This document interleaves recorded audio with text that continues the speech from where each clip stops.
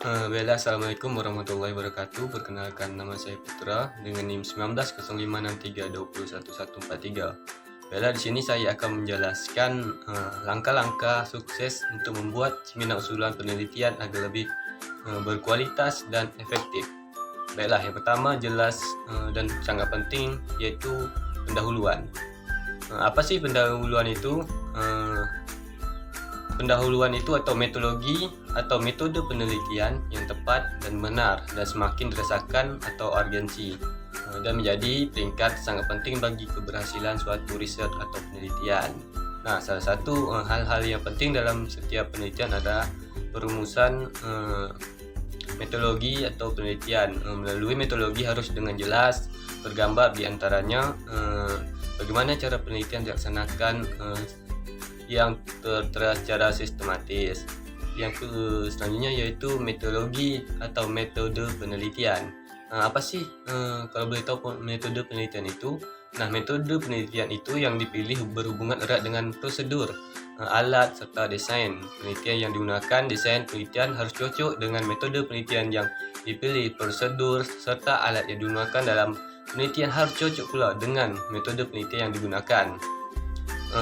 Padahal sebelum penelitian ini dilaksanakan, seorang penelitian perlu menjawab sekurang-kurangnya 3 pertanyaan atau pertanyaan pokok. Yang pertama yaitu urutan kerja, apakah yang harus dilakukan dalam melaksanakan penelitian. Yang kedua, alat yang digunakan dalam mengukur ataupun dan mengumpulkan dan analisa data. Yang ketiga, bagaimana melaksanakan penelitian tersebut. Selanjutnya, pasti yang ada namanya atau sering kita dengar yaitu metode kuantitatif. Apa sih metode kuantitatif itu?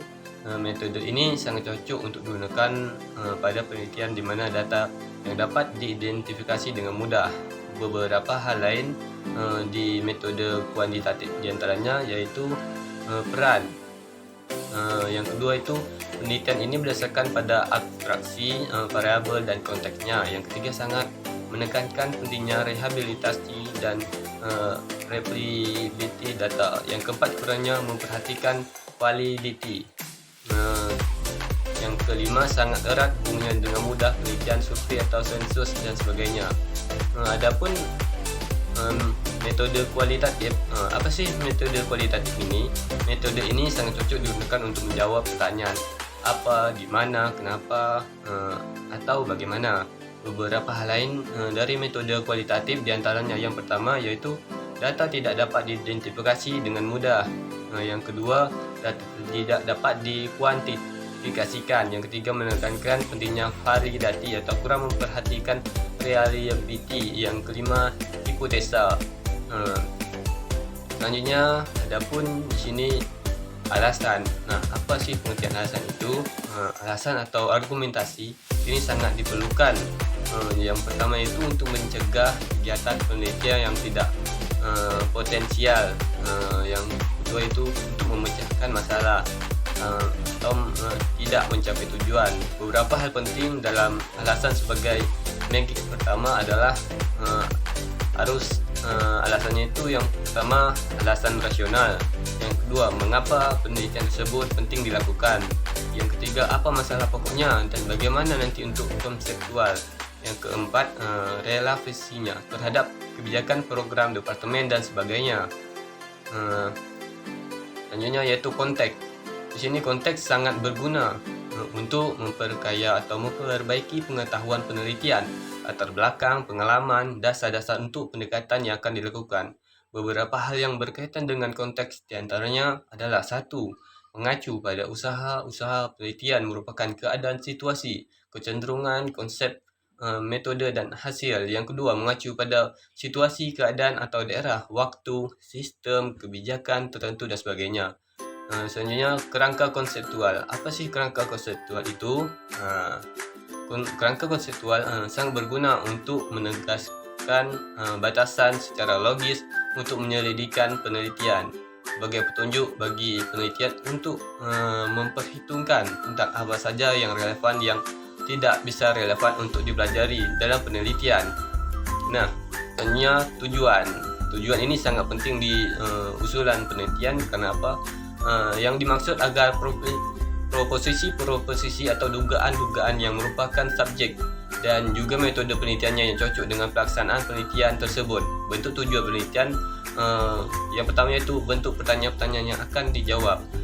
Yang kedua iaitu hipotesis, apa saja yang diuji sehingga menjadi arah sarana penelitian. Tujuan penelitian ini merupakan atau menunjukkan unit-unit sebagainya. Diobservasi yang pertama itu apa yang harus diobservasi. Yang kedua dan bagaimana proses pengobservasiannya. Selanjutnya populasi yang diteliti. Populasi penelitian mencakup 6 hal. Yang pertama yaitu menentukan unit observasi. Yang kedua menentukan penunjukan populasi dari unit yang akan diobservasi. Yang ketiga penentuan pengobservasian, prosedur penelitian dan pengukuran unit. Yang keempat menentukan banyaknya unit yang akan diobservasi. Yang kelima, populasi penelitian sangat berkaitan dengan operasional. Yang keenam, variabel-variabel yang dimuat dalam kerangka konseptual. Adapun spesifikasi data. Melalui spesifikasi data akan dapat membuat penelitian kita untuk berhati-hati tidak mengumpulkan data yang tidak relevan atau tidak digunakan. Selanjutnya, pengumpulan data. Apa sih pengumpulan data itu?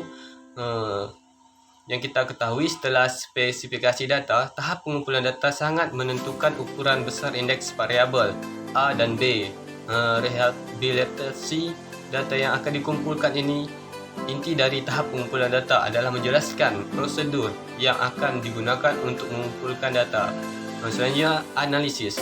Nah, di sini analisis, apa sih analisis itu? Tahapan analisis ini atau test trial dari sebuah rencana penelitian yang menurut pemahaman atau penguasaan peneliti untuk memahami lebih dulu beberapa keterbatasan dalam menerapkan kesimpulan-kesimpulan yang akan diambil bila data yang dikumpulkan telah ditentukan. Nah, mungkin itu saja yang bisa saya jelaskan langkah-langkah sukses membuat seminar usulan penelitian agar lebih berkualitas dan lebih efektif. Jika ada kekurangan, saya mohon maaf. Yang benar datang dari Allah, yang salah datang dari saya sendiri. Saya akhiri. Wabillahi taufiq wal hidayah. Assalamualaikum warahmatullahi wabarakatuh.